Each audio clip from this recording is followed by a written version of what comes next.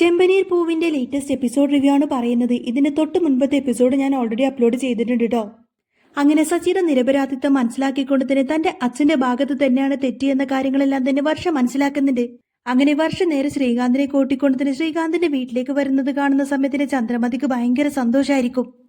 വർഷ വീട്ടിൽ നിന്നും വന്നതിന് ശേഷം കുളിച്ച് ഫ്രഷായിട്ട് കിച്ചണിലേക്ക് വന്നിട്ട് രേവതിയുടെ കയ്യിൽ നിന്ന് ചായ വാങ്ങിച്ച് കുടിക്കുന്നുണ്ട്.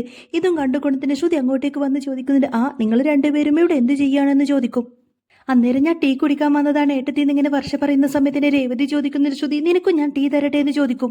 അന്നേരം തന്നോളൂ രേവതി എന്നിങ്ങനെ ശ്രുതി പറയുന്ന സമയത്തിന് രേവതി പെട്ടെന്ന് ശ്രുതിക്കുമുള്ള ടീ ഉണ്ടാക്കി കൊടുക്കും. എന്നിട്ട് ശ്രുതി ഇങ്ങനെ വർഷയോട് ചോദിക്കുന്നുണ്ട്, അല്ല വർഷേ, നിങ്ങൾ രണ്ടുപേരും എന്താ ഇത്ര പെട്ടെന്ന് ഇങ്ങോട്ടേക്ക് തിരിച്ചു വന്നത് എന്ന് ചോദിക്കുന്ന സമയത്തിന് വർഷ പറയുന്നുണ്ട്, അതെന്താ ശ്രുതി ഏട്ടത്തേക്ക് ഞങ്ങൾ ഇങ്ങോട്ടേക്ക് വന്നത് ഒട്ടും തന്നെ ഇഷ്ടപ്പെട്ടില്ലേ എന്ന് ചോദിക്കും. അന്നേരം ശ്രുതി പറഞ്ഞിട്ട്, അയ്യോ ഞാൻ അങ്ങനെയല്ല പറഞ്ഞത്, നിങ്ങൾ ഇങ്ങോട്ടേക്ക് വന്നത് കൊണ്ട് എനിക്ക് ഒത്തിരിയധികം സന്തോഷമുണ്ട്. എന്നാൽ സച്ചി വന്ന് നിങ്ങളുടെ വീട്ടുകാരോടെല്ലാം മാപ്പ് ചോദിച്ചു എന്നാ ഞാൻ വിചാരിച്ചത്.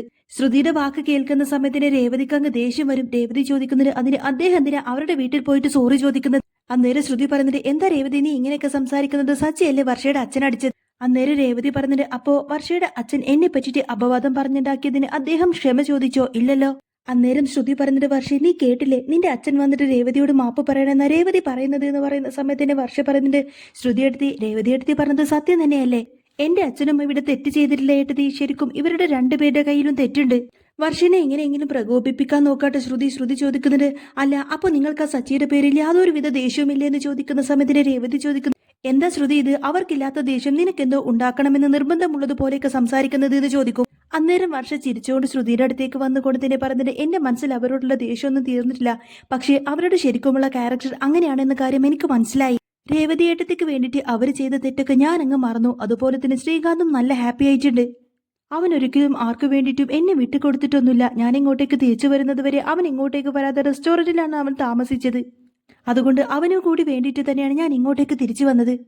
അല്ലെങ്കിലും ഒരു മാരേജ് എന്നൊക്കെ പറഞ്ഞാൽ ഇതുപോലെ ചെറിയ അഡ്ജസ്റ്റ്മെന്റ്സ് അല്ലേ പറ്റൂ എന്നൊക്കെ പറയുന്നുണ്ടോ വർഷ. അന്നേരം രേവതി പറഞ്ഞിട്ട്, അത് തന്നെയാണ് ജീവിതം എന്ന് പറയുന്നു. ചിലപ്പോൾ ഭാര്യ ഭർത്താക്കന്മാർക്കിടയിൽ ചെറിയ പ്രശ്നങ്ങളൊക്കെ ഉണ്ടായിരിക്കും എന്ന് പറയുന്ന സമയത്തിന് ശ്രുതി പറഞ്ഞിട്ട്, അത് നേരെ രേവതി പറഞ്ഞത്. ശരിയാണ് രേവതി പറഞ്ഞത്. രേവതിയും സച്ചിയും തമ്മിൽ എപ്പോഴും പ്രശ്നമാണ്. അവർ രണ്ടുപേരും തമ്മിലുള്ള പ്രശ്നങ്ങളും വഴക്കും അടിപിടികളൊക്കെ ഉണ്ടാക്കുന്ന സമയത്തിന് രണ്ടുപേരും ഇപ്പൊ തന്നെ അടിച്ചു പിരിഞ്ഞ് ഡിവോഴ്സ് ആവുമെന്നൊക്കെ നമുക്ക് തോന്നുമെന്നൊക്കെ പറയട്ടെ ശ്രുതിയുടെ വാക്ക് കേൾക്കുന്ന സമയത്തിന് രേവതിക്ക് അങ്ങ് ദേഷ്യം വരും. രേവതി പറഞ്ഞിട്ട്, അതിനിപ്പോ നമുക്ക് എന്ത് ചെയ്യാൻ പറ്റും ശ്രുതി? ലോകത്തിൽ വഴക്കുണ്ടാക്കാത്ത ഏതെങ്കിലും ഭാര്യയോ ഭർത്താവും ഉണ്ടാവോ? അങ്ങനെ കലഹങ്ങളൊന്നും ഇല്ലാതിരുന്നാലേ അവര് തമ്മിൽ സ്നേഹമില്ല എന്നാണ് അർത്ഥം. അങ്ങനെയൊക്കെയുള്ള ഒരു ജീവിതം എന്തിനാ ശ്രുതി ജീവിക്കുന്നത്? പിന്നെ സ്നേഹമുള്ളിടത്ത് മാത്രമേ കലഹം ഉണ്ടാവുള്ളൂ എന്നങ്ങനെ രേവതി ശ്രുതിക്ക് പറഞ്ഞു കൊടുക്കും. അന്നേരം ശ്രുതി പറയുന്നത്, എന്ന് വെച്ച് എല്ലാ ദിവസവും അത്ര വഴക്കുണ്ടാക്കുന്നത് നല്ല കാര്യമൊന്നുമല്ല എന്ന് പറയുന്ന സമയത്തിന് രേവതി പറയുന്നത്, എത്ര വഴക്ക് വേണമെങ്കിലും നമുക്ക് ഉണ്ടാക്കാൻ പറ്റൂ, പക്ഷേ ആ വഴക്കൊക്കെ നമുക്ക് ഉടനെ തന്നെ തീർക്കാൻ പറ്റണം. എങ്കിലേ ഭാര്യ ഭർത്താക്കന്മാർ തമ്മിൽ ഇഷ്ടമുണ്ട് എന്ന് നമുക്ക് ചിന്തിക്കാൻ പറ്റുള്ളൂ എന്നൊക്കെ പറയും.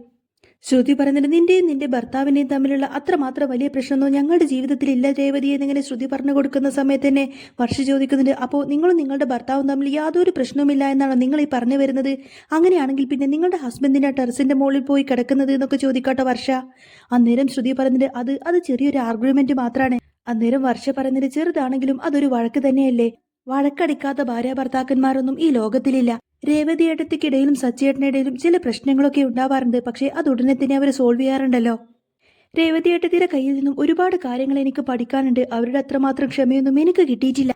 അന്നേരം ശ്രുതി പറഞ്ഞത്, രേവതിയേട്ടത്തിയെ നോക്കിയിട്ട് പ്രശ്നങ്ങൾ എങ്ങനെ സോൾവ് ചെയ്യാമെന്ന് പഠിക്കുന്നതൊക്കെ നല്ലതാണ്, പക്ഷേ അവരെ നോക്കിയിട്ട് പ്രശ്നങ്ങൾ എങ്ങനെ സൃഷ്ടിക്കാമെന്ന് നീ അവരെ നോക്കിയിട്ട് പഠിക്കാതിരുന്നാൽ മതി എന്നിങ്ങനെ കുറ്റപ്പെടുത്തി പറയും. ശ്രുതിയുടെ കുത്തി നോവിക്കുന്ന സംസാരം കേട്ടിട്ട് രേവതിക്ക് ഒട്ടും തന്നെ ഇഷ്ടപ്പെടുന്നില്ല. ഇതേ സമയത്തിന്റെ വീടിന്റെ ടെറസിന്റെ മുകളിൽ ഇരുന്ന് കൊണ്ടതിന് സച്ചിയും സുധിയും ശ്രീകാന്തും ഇരുന്നിങ്ങനെ സംസാരിക്കാണ്. ശ്രീകാന്ത് പറയുന്നുണ്ട്, കല്യാണം കഴിഞ്ഞതിന് ശേഷം വൈഫിനെ അനുസരിക്കുന്നതാണ് നല്ലത്. ഞാൻ വർഷയോട് തിരിച്ച് വീട്ടിലേക്ക് വരാൻ വേണ്ടിയിട്ട് എത്ര തവണ പറഞ്ഞതാണ് ഏട്ടാ, പക്ഷേ എന്നിട്ടും അവൾ വരില്ല എന്ന് പറഞ്ഞ് വാശി പിടിച്ചു നിന്നു. എന്നാൽ എന്നെ പോലും അത്ഭുതപ്പെടുത്തിക്കൊണ്ടതിന് അവൾ ഇന്ന് എന്റെ വീട്ടിലേക്ക് വന്നിട്ട്, ഇന്ന് നമുക്ക് രണ്ടുപേർക്കും തിരിച്ച് വീട്ടിലേക്ക് പോകാമെന്ന് പറഞ്ഞതുകൊണ്ടാണ് ഞങ്ങൾ ഇങ്ങോട്ടേക്ക് വന്നതെന്നൊക്കെ പറയട്ടെ ശ്രീകാന്ത്. ആ സമയത്തിന് സച്ചി പറഞ്ഞത്, ശ്രീകാന്ത്, എല്ലാ പെണ്ണുങ്ങളും ഏകദേശം അങ്ങനെ തന്നെയാണടാ. ശ്രുതി പറഞ്ഞത്, ശ്രുതി കല്യാണത്തിന് മുൻപേ തന്നെ എല്ലാ കാര്യത്തിനും എന്നെ സപ്പോർട്ട് ചെയ്യുമായിരുന്നു, പക്ഷെ ഇപ്പൊ കണ്ടില്ലേ, ചെറിയ വഴക്കിന് പോലും അവൾ എന്നോട് ദേഷ്യപ്പെടും. ഇപ്പൊ ചെറിയ കാര്യത്തിന് പോലും അവൾ എന്നോട് വല്ലാതെ ദേഷ്യപ്പെടുകയാണെന്നിങ്ങനെ ശ്രുതി പറയുന്ന സമയത്തിന്, അതിന് മാത്രം എന്താ കാര്യമെന്ന് ചോദിക്കാട്ടോ ശ്രീകാന്ത്. ആ സമയത്തിന് സച്ചി പറഞ്ഞത്, അതത്ര വലിയ കാര്യമൊന്നുമല്ലടാ, അവൻ ഇപ്പൊ ജോലിക്ക് പോകുന്നില്ലല്ലോ, അത് തന്നെയാണ് ചെറിയ കാര്യമെന്ന് പറയും. എടാ, ജോലിക്ക് പോവാതിരുന്ന ഏത് പെണ്ണാ അത് സഹിക്കുന്നത്? നിന്നെ ഏതായാലും ഇത്ര കാലം ആ പാർലർ അമ്മ സഹിച്ചില്ലേ, അത് തന്നെ വലിയ കാര്യം. അതിനേതായാലും നീ സന്തോഷിക്കുന്നൊക്കെ പറഞ്ഞു കൊടുക്കാട്ടോ സച്ചി. അന്നേരം ശ്രീകാന്ത് ചോദിക്കുന്നുണ്ട്, അപ്പോ ഏട്ടത്തി ഏട്ടനോട് ദേഷ്യപ്പെടാറില്ലേ എന്ന് ചോദിക്കുന്ന സമയത്തിന് സച്ചി ചോദിക്കുന്നുണ്ട്, ആര് രേവതിയോ? അന്ന് ഞാൻ അവൾക്ക് വേണ്ടിയിട്ട് അമ്പലത്തിൽ വെച്ചിട്ട് അടിയുണ്ടാക്കില്ലേ, അതിനു വേണ്ടിയിട്ട് അവൾ എത്രമാത്രം എന്നോട് ദേഷ്യപ്പെട്ടു എന്നറിയാവോ? നീ പറഞ്ഞത് ശരിയാടാ ശ്രീകാന്തെ, പെണ്ണുങ്ങൾ എപ്പോ എങ്ങനെ ഇരിക്കുമെന്ന് നമുക്ക് പോലും മനസ്സിലാക്കാൻ പറ്റില്ല. ഏട്ടാ, ചെറിയ ചെറിയ വഴക്കും മടികളൊന്നും ഇല്ലാത്ത മാരേജ് ലൈഫ് ഒരിക്കലും ഉണ്ടാവില്ലല്ലോ എന്നിങ്ങനെ ശ്രീകാന്ത് ചോദിക്കുന്ന സമയത്തിന് സച്ചി പറയുന്നുണ്ട്, അതേടാ നീ പറഞ്ഞത് ശരിയാണ്. കല്യാണം കഴിഞ്ഞാൽ പിന്നെ അവർക്കിടയിൽ എപ്പോഴും ചെറിയ ചെറിയ വഴക്കുകളൊക്കെ ഉണ്ടാവുമെന്നിങ്ങനെ സച്ചി മറുപടി കൊടുക്കും. അങ്ങനെ സച്ചിയും ശ്രീകാന്തും ശ്രുതിയും കൂടെ സംസാരിച്ചുകൊണ്ടിരിക്കുന്ന സമയത്തായിരിക്കും ശ്രീകാന്തിന്റെ ഫോണിലേക്ക് വർഷയുടെ കോള് വരുന്നത്. കോൾ അറ്റൻഡ് ചെയ്ത് ഉടനെ വർഷ ഇങ്ങനെ ദേഷ്യപ്പെട്ടുകൊണ്ടിനെ ചോദിക്കുന്നുണ്ട്, എടാ സമയം എത്രയെടാ, നീ ഇത്ര നേരം അവിടെ സംസാരിച്ചിരിക്കുകയാണോ? വേഗം ഇങ്ങോട്ടേക്ക് താഴേക്ക് വായോ, കിടന്നുറങ്ങാമെന്നൊക്കെ പറയും. അന്നേരം വർഷയെ പേടിച്ചുകൊണ്ട് തന്നെ ഇതേ വരുന്നു എന്നൊക്കെ പറഞ്ഞ് ഫോണും കട്ടാക്കിക്കൊണ്ട് അവിടെ നിന്നങ്ങ് ഓടിപ്പോവാട്ടോ ശ്രീകാന്ത്. അന്നേരം സച്ചി ശ്രുതിയോട് പറയുന്നുണ്ട്, കണ്ടില്ലേടാ ഭാര്യ വിളിച്ചപ്പോഴേക്കും അവളെ പേടിച്ചിട്ട് അവൻ ഓടുന്നത് എന്ന് പറയുന്ന സമയത്ത് തന്നെ ദേ കണ്ടില്ലേ ഓടുന്നത് എന്നൊക്കെ പറഞ്ഞുകൊണ്ട് ശ്രുതിയും ശ്രീകാന്തിനെ ഇങ്ങനെ കളിയാക്കി ചിരിക്കുന്നുണ്ട്. എന്നാൽ ഇതേ സമയത്ത് തന്നെയായിരിക്കും ശ്രുതിയുടെ ഫോണിൽ നിന്നും ശ്രുതിക്ക് ഒരു കോള് വരുന്നത്. ശ്രുതി ദേഷ്യപ്പെട്ടുകൊണ്ട് തന്നെ സംസാരിക്കുന്നുണ്ട്, എടാ ഇത്ര നേരമായിട്ട് നീ അവിടെ എന്ത് ചെയ്യാടാ? നീ എന്താ അവിടെ തന്നെ അങ്ങ് കിടന്നുറങ്ങിയോ എന്ന് ചോദിച്ചുകൊണ്ട് തന്നെ ശ്രുതി അങ്ങ് ദേഷ്യപ്പെടുന്ന സമയത്തിന് ശ്രുതി പറയുന്നുണ്ട്, ഇല്ല ശ്രുതി, ഞങ്ങൾ ഇങ്ങനെ സംസാരിച്ചുകൊണ്ടിരിക്കുമായിരുന്നു. എടാ ഈ നേരത്തെ ആ സച്ചിയുമായിട്ട് നിനക്ക് എന്താ ഇത്ര സംസാരം, മര്യാദക്ക് നീ താഴേക്ക് വരുന്നുണ്ടോ എന്ന് ചോദിക്കുന്ന സമയത്തിന് ശ്രുതി പേടിച്ചുകൊണ്ട് തന്നെ ദേ വന്നേ എന്നൊക്കെ പറഞ്ഞുകൊണ്ട് തന്നെ ഫോണും കട്ടാക്കിക്കൊണ്ട് അവിടെ നിന്നങ്ങ് ഓടിപ്പോവാണ്. അങ്ങനെ രണ്ടുപേരും അവിടെ നിന്നങ്ങ് പോയതിനു ശേഷം സച്ചി ഇങ്ങനെ മനസ്സിൽ ചിന്തിക്കുന്നുണ്ട്, ഇവരൊക്കെ ഇവരുടെ ഭാര്യമാർ ഫോൺ ചെയ്തിട്ട് അങ്ങോട്ടേക്ക് കൂട്ടിക്കൊണ്ടുപോയി, എനിക്കെന്താ എന്റെ ഭാര്യയും ഇങ്ങോട്ടേക്ക് കൂട്ടിക്കൊണ്ടു വരാലോ എന്നൊക്കെ ചിന്തിച്ചുകൊണ്ട് സച്ചി അങ്ങനെ രേവതിക്ക് ഫോൺ ചെയ്യാണ്. സച്ചി രേവതിയോട് ചോദിക്കുന്നുണ്ട്, രേവതി നീ എന്തുകൊണ്ട് ഇത്ര നേരമായിട്ടും എന്നെ അങ്ങോട്ടേക്ക് വിളിച്ചില്ല? ആ രണ്ട് ഓട്ടക്കാരികളും അവരുടെ ഭർത്താക്കന്മാർ ഫോൺ ചെയ്തിട്ട് അങ്ങോട്ടേക്ക് റൂമിലേക്ക് ചെല്ലാൻ പറഞ്ഞു. അവരെല്ലാം അവരുടെ ഭാര്യമാരെ പേടിച്ചുകൊണ്ട് വിളിച്ചപ്പോഴേക്കും അങ്ങോട്ടേക്ക് ഓടിപ്പോയി. ഞാൻ മാത്രം ഭാര്യ ഇല്ലാത്തവനെ പോലെ ഇവിടെ നിൽക്കുവാണ് എന്നൊക്കെ പറയും. എന്താ രേവതി നീ എന്നെ വിളിക്കാഞ്ഞത് എന്നൊക്കെ ചോദിച്ചുകൊണ്ട് തന്നെ സച്ചി അങ്ങ് ദേഷ്യപ്പെടുന്ന സമയത്തിന് രേവതി ചിരിച്ചുകൊണ്ട് ചോദിക്കുന്നുണ്ട്, എന്താ സച്ചിയേട്ടാ ഈ പറയുന്നത്? നിങ്ങളുടെ വീട്ടിലേക്ക് വരാൻ വേണ്ടി ഞാൻ നിങ്ങളെ തന്നെ വിളിക്കണമെന്ന് ചോദിക്കും. അന്നേരം സച്ചി പറഞ്ഞിട്ട്, അതൊന്നും എനിക്കറിയില്ല. അവരുടെ ഭാര്യമാര് അവരോട് വിളിച്ചതുപോലെ തന്നെ നീയും ഇപ്പൊ ഫോൺ കട്ടാക്കിക്കൊണ്ട് തന്നെ എന്നോട് വരാൻ പറയണം. എന്നോട് അതുപോലെ നല്ല സ്വീറ്റ് ആയിട്ട് എന്നെ വിളിച്ചിട്ട് എന്നോട് താഴേക്ക് വരാൻ പറയണം എന്നൊക്കെ പറയട്ടെ സച്ചി. അന്നേരം രേവതി ചോദിക്കുന്നുണ്ട്, നിങ്ങൾ എന്താ ഇങ്ങനെ ചെറിയ കുട്ടികളെ പോലെയൊക്കെ സംസാരിക്കുന്നത്? നിങ്ങൾ അവിടെ കിടന്നുറങ്ങുകയാണെങ്കിൽ മര്യാദക്ക് കിടന്നുറങ്ങാൻ നോക്കുക എന്നൊക്കെ പറയുന്നുണ്ട് രേവതി. ആ സമയത്തിന് സച്ചി പറയുന്നുണ്ട്, രേവതി ഇത് ഞാൻ തമാശ കളിക്കൊന്നുമല്ല. നീ മര്യാദക്ക് ഫോൺ കട്ടാക്കിക്കൊണ്ട് ആദ്യം എന്നെ അങ്ങോട്ടേക്ക് വരാൻ വേണ്ടിയിട്ട് സ്വീറ്റ് ആയിട്ട് ഒന്ന് വിളിച്ചു പറയുമെന്ന് പറയും.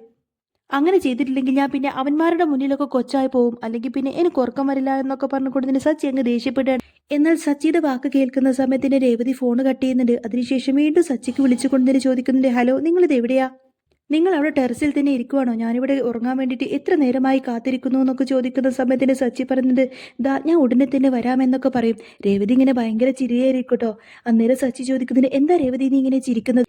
അന്നേരം രേവതി പറഞ്ഞിട്ട്, അല്ല നിങ്ങൾ എന്നോട് ഇതുവരെ ഇങ്ങനെ സോഫ്റ്റ് ആയിട്ട് സംസാരിക്കുന്ന രീതി ഞാൻ ഇതുവരെ കേട്ടിട്ടില്ല. സാധാരണ നിങ്ങൾ എന്നോട് സംസാരിക്കുന്ന അതുപോലെ തന്നെ പറഞ്ഞാൽ മതി എന്ന് പറയും. നിങ്ങൾ അങ്ങനെ സംസാരിക്കുന്നതാണ് എനിക്കിഷ്ടം എന്ന് പറയുന്ന സമയത്തിന് ശരി എന്നൊക്കെ പറഞ്ഞ് രേവതി കോള് കട്ട് ചെയ്യുന്നുണ്ട്. രേവതി തനിയെ ഇരുന്ന് ചിരിക്കുന്നതും കണ്ടുകൊണ്ട് തന്നെ വർഷ അങ്ങോട്ടേക്ക് വരുന്നുണ്ട്. വർഷ വന്ന് ചോദിക്കുന്നുണ്ട്, എന്തിനാ ഏട്ടത്തി ഒറ്റയ്ക്ക് ഇരുന്നിങ്ങനെ ചിരിക്കുന്നത് എന്ന് ചോദിക്കുന്ന സമയത്തിന്, ഏയ് ഒന്നുമില്ല വർഷ എന്ന് പറയും. അന്നേരം വർഷ ചോദിക്കുന്നുണ്ട്, ഏട്ടത്തി ഞാൻ ഈ കെട്ടിവെച്ചിരിക്കുന്ന പൂവ് എടുത്തുകൊണ്ട് പോവാന്നൊക്കെ പറഞ്ഞ് ആ ഒരു മുല്ലപ്പൂവെല്ലാം എടുത്തുകൊണ്ട് പോവാട്ടെ വർഷ. അന്നേരം തന്നെ രേവതി പറഞ്ഞിട്ട്, അയ്യോ വർഷേ അത് ഞാൻ കസ്റ്റമറിന് വേണ്ടിയിട്ട് കെട്ടിവെച്ച പൂവാണെന്ന് പറയുന്ന സമയത്തിന് വർഷ പറയുന്നില്ല, അതൊക്കെ എനിക്കറിയാം ഏട്ടത്തി, അതിനുള്ള കാശൊക്കെ ഞാൻ അവിടെ വെച്ചിട്ടുണ്ട് എന്നൊക്കെ പറഞ്ഞ് പൂവ് എടുത്ത് പോവാട്ടെ വർഷ. രേവതി ചോദിക്കുന്നുണ്ട്, എന്താ വർഷേ നിനക്ക് നാളെ ഫംഗ്ഷൻ എന്തെങ്കിലും പോവാനുണ്ടോ? അങ്ങനെയാണെങ്കിൽ ഞാൻ നാളെ രാവിലെ തന്നെ നിനക്ക് ഫ്രഷ് ആയിട്ട് പൂ കെട്ടിത്തരാമെന്ന് പറയുന്ന സമയത്തിന് വർഷ പറയുന്നുണ്ട്, അയ്യോ അതൊന്നും വേണ്ട ഏട്ടത്തി, ഇത് ഇപ്പോൾ ഈ രാത്രിയിലാണ് എനിക്ക് ആവശ്യം എന്നൊക്കെ പറഞ്ഞ് രേവതി ഒന്ന് നോക്കിയിട്ട് നാണത്തോടെ ചിരിച്ചുകൊണ്ടായിരിക്കട്ടെ വർഷ അവിടെ നിന്നും പോകുന്നത്. പിന്നീട് അങ്ങനെ പിറ്റേ ദിവസം രാവിലെ ആവുന്ന സമയത്തിന് രേവതി എങ്ങോട്ടേക്ക് പോകാൻ വേണ്ടിയിട്ട് കുറേ അധികം പൂക്കളൊക്കെ ഇങ്ങനെ ഫ്രിഡ്ജിലേക്ക് എടുത്തു വെക്കും. എന്നിട്ട് അവിടെ നിന്നങ്ങ് പോവാൻ നോക്കുന്ന സമയത്തിന് അതും കണ്ടുകൊണ്ട് തന്നെ ചന്ദ്രമതി അങ്ങോട്ടേക്ക് വരുന്നുണ്ട്. ചന്ദ്രമതി വന്ന് ചോദിക്കുന്നത്, എന്താണ് നീ കാണിച്ചു വെച്ചേക്കുന്നത്?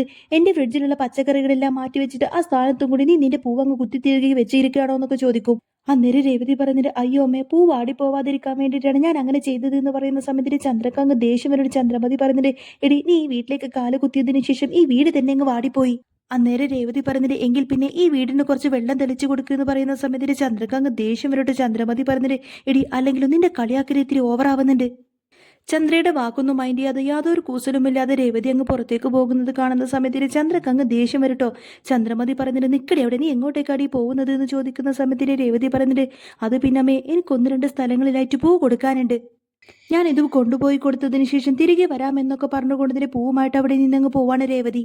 എടി നീ ഈ രാവിലെ തന്നെ എവിടെ നിന്നും ഇറങ്ങിപ്പോയി കഴിഞ്ഞാൽ പിന്നെ ഈ വീട്ടിലെ ജോലിയൊക്കെ ആര് ചെയ്യടി എന്ന് ചോദിക്കുന്ന സമയത്തിന്റെ എഴുതി ഒന്നും മിണ്ടാതെ ചന്ദ്ര എങ്ങനെ നോക്കുമായിരിക്കും. അപ്പൊ ചന്ദ്ര ചോദിക്കുന്നുണ്ട്, എന്താണ് നീ എന്നെ തന്നെ ഇങ്ങനെ തുറപ്പിച്ചു നോക്കുന്നത്, ഞാൻ തന്നെ ജോലി ചെയ്തോട്ടെ എന്ന രീതിയിലാണ് നോക്കുന്നത് എന്ന് ചോദിക്കും. അന്നേരം രേവതി പറഞ്ഞിട്ട്, അയ്യോ അമ്മേ, ഞാൻ അങ്ങനെയൊന്നും ചിന്തിച്ചില്ല. ഈ വീട്ടിലെ എല്ലാ ജോലികളും തീർത്തിട്ട് തന്നെയാണ് ഞാൻ ഇപ്പൊ ഇവിടെ നിന്ന് പോകുന്നത്. ചോറും കറിയും അങ്ങനെ എല്ലാ വിഭവങ്ങളും ഞാൻ ഉണ്ടാക്കി വെച്ചിട്ടുണ്ട്. നിങ്ങൾക്ക് വിശക്കുന്നുണ്ടെങ്കിൽ അച്ഛന് ഭക്ഷണം വിളമ്പി കൊടുത്തതിന് ശേഷം ബാക്കി നിങ്ങളും കഴിച്ചോ എന്ന് പറയാട്ടോ രേവതി.